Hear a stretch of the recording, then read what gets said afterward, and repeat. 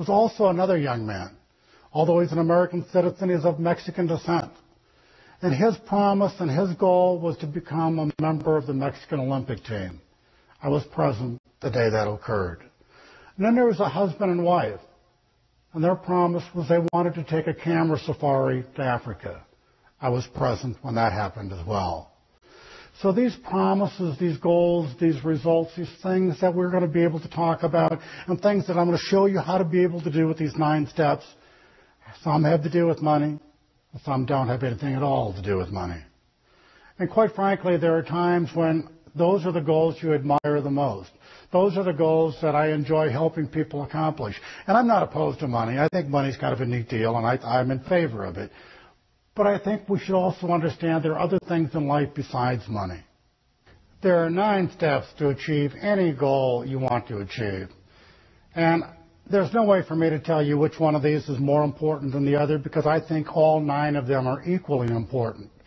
But I had to put them in some kind of order, so let me start with number 1. And that is, make sure the goal you're setting for yourself is indeed really your own goal. And I know that sounds like a contradiction in terms and sounds like a stupid statement, but think about it. Think of all the people you went to school with. Think of the people that became businessmen, that became lawyers, that became doctors, not because they wanted to, but because their mom or their dad wanted them to. Think of all the little kids who are out there playing Little League, not because they want to, but because their parents want them to. Think of all the people you know who are out there trying to achieve a goal that they don't even want. And that's probably the saddest commentary you could ever come to in your life, is to wake up and be 45 or 50 or 60 years old and realize that you have spent your entire life chasing something you really didn't want. So the most important thing, and the thing you should spend the most time on, is trying to figure out, what do you really want? What's really important to you? Think of the old expression about the dog that caught the car. Don't be that dog. You know, we understand the metaphor where dogs chase cars when they're barking and laughing and giggling and think that's just great, that there they are pursuing this thing. What would happen if they ever caught one? Well, that's what happens to people on occasion. We wake up and we've caught the car. So it's really crucial that you spend serious time thinking about, why are you after this goal? Why is it important to you? What is it you really want to achieve? And until you can answer that question, you really shouldn't even start. The second step, and it's going to contradict some of the things we've said because I have to do it in this kind of a logical fashion. I've used the word goal a number of times because that's the way people think about this process that we're now talking about. But when that word goal comes to your mind, what do you think? And let me tell you what most people think. They think goals are something that we should strive for. They think goals are something we should attempt to do. They think goals are something we should try to obtain. Now think about that. Try, attempt, strive for. Aren't those mealy-mouthed words? Don't they say to you, don't they tell your subconscious, probably not going to get there, probably not going to happen, probably not going to succeed at achieving this goal?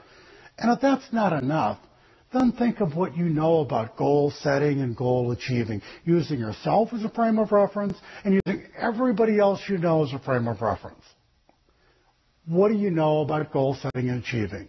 And what you know is that most people don't achieve the goal they set. And whether we're talking about you individually or whether we're talking about the people down the street or the people you work with or the people you know of, we all know lots and lots of people who have set goals and didn't reach them. We know in our own experience, we've set our own goals and we failed to reach them. What does that tell our brain? Again, then when we set a new goal, it says, well, we're supposed to try, we're supposed to attempt, we're supposed to strive. Oh, and by the way, in my own history, and the history of a lot of other people I know, is they failed at achieving their goal. Well, what signal does that send to your brain? The signal it has to send is, hey, boys and girls, we're probably not going to get this one any more likely than we got the last one. Now change the words. Change the semantics. Instead of using the word goal, Substitute the word promise. Now, what do you think when you think of the word promise? You don't think of something you're going to try to do. You don't think of something you're going to attempt to do. You don't think of something you're going to strive for. When you give somebody a promise, you plan on keeping it. You expect to keep it. You believe you're going to keep it. You don't give a promise unless you're just so dead certain you can do that thing. Well, how different would the results be if instead of calling it a goal, we called it a promise? I'm telling you that small semantical change makes all the difference in the world. Because unless your brain is working with you, unless your subconscious is helping you, it is doing exactly the opposite. It's slowing you down, and it's trying to detract you, and it's trying to keep you from suffering failure. And so what it does is it begins to rationalize away, hey, you've already missed your goal. Other people have missed goals. You don't need to make this. But when you set a promise, something different happens. Now your brain starts helping you because it doesn't want to let you down. It wants you to keep your promise. It wants you to be able to deliver this thing you've always been able to deliver in the past. The word promise is a lot more powerful than the word goal. Let me tell you about the power of the word promise. When I was 17 years old, one night while in a drunken stupor, I fell down a flight of steps. I crushed 2 vertebrae. The next morning I woke up in a hospital bed and I was paralyzed from my waist on down. Now I stayed in that hospital for over 5 months. And it was about 2 months into the program when I had a visit one night from my mom, my dad, Dr. John T. Moberly, and a Catholic priest by the name of Monsignor Anthony Sigworth. Now, I'm 57 years old, and that happened when I was 17. That's 40 years ago. And I can remember their names, and I remember their faces, and I can remember the conversation like it was yesterday. Dr. Moberly had all the bedside manner of a bedpan. He walked up to the bed and he said, Bill, we've done all the tests. We've done some of them twice. And you're paralyzed. You're never going to walk. And with that, just to give some silent corroboration to what he said, he lifted up the blanket off of my paralyzed legs, took out this thing out of his pocket. It looked like a cowboy spur on a stick. It was just a little metal handle about that long and had a little needle sticking out in a circle. And he ran it up and down my legs, and it created little pinpricks of blood. And it was almost surreal. I could see the blood, but I couldn't feel any pain. Now, I'd grown up on the street for the last 3 years, and I thought myself a pretty tough guy. And on the street, you learn not to cry, you learn not to show any fear, you learn not to show any emotion at all. Because if you do, that can be really bad for you. That night, I was one scared 17-year-old kid. That night, I cried myself to sleep.